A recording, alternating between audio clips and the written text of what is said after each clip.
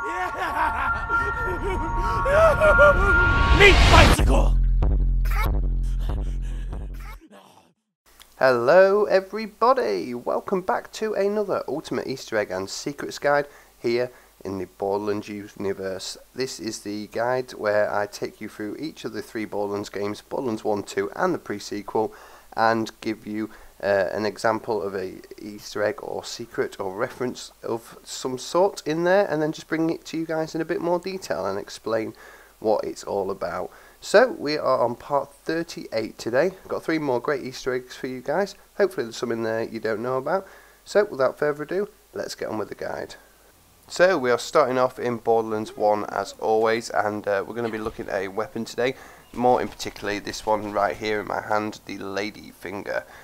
So the red text on the lady finger actually reads Omnia Vincit Amor, and that is what we're going to be looking at. So this is from the Canterbury Tales. It's a collection of short stories by Chaucer about a group on pilgrimage to Canterbury Cathedral. There's also some shorter stories for the individual characters. One called The Prioress's Tale tells the story of Madame Eglantine, who wears a ring with the inscription Amor Vincit Omnia, which translates into Love Conquers All. The flavour text of the ladyfinger also has the same text in it, which means the same thing. The name ladyfinger as well may refer to the fingers of the prioress where the ring was worn. So that one's pretty interesting right there. Moving on to Borderlands 2 right now, and we're going to be looking at a particular skill on the character Gage the Necromancer. It's right here in the Little Big Trouble ski. It's called Make It Sparkle. Now if you look at the bottom, it says next level, robots are like vampires, they sparkle when hit with incendiary rounds. Now this is just a simple reference to the Twilight series, in which the vampires in there actually sparkle in sunlight.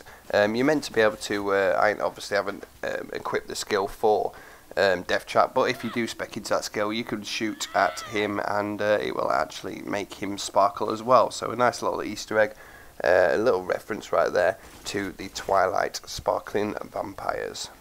Okay, finally we are in the pre-sequel, and once again we're going to be looking at a weapon right here. This is a bit of a double Easter egg. I'll try and explain it as best I can. But we're looking at the weapon, the laser discer.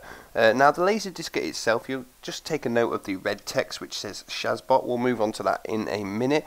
But the laser discer itself is actually based upon a weapon made in the game Tribes Ascend, and it's actually called the Spin Fuser. I've watched a few videos on the Spin Fuser. It very much does act the same way as the laser discer does as well. It's a very slow firing weapon in that game.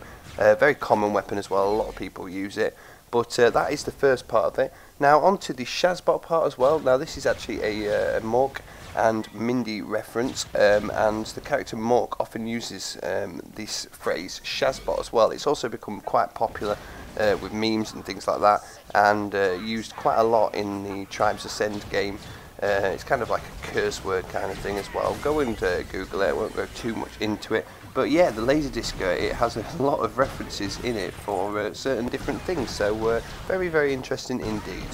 So there you go guys, there are three more great Easter eggs for you today. Hopefully there's one of them, at least one of them you didn't know about anyway, but yeah, we looked at the Canterbury Tales reference from the ladyfinger weapon. Then we went to Borderlands 2 to look at the Necromancer skill, which references the Twilight sparkling vampires in sunlight, and then finally headed to Borderlands the pre-sequel to look at the laser discer weapon and its reference to the game Tribes Ascend, and also that Mork saying as well. So really hope you've enjoyed. That was part 38 of Easter Eggs and Secrets Guide here on the Borderlands universe. Thank you guys for watching. And as always, if there's any Easter eggs you think that I might not know about that you want me to cover, be sure to let me know. Thank you guys, and I'll see you in the next one.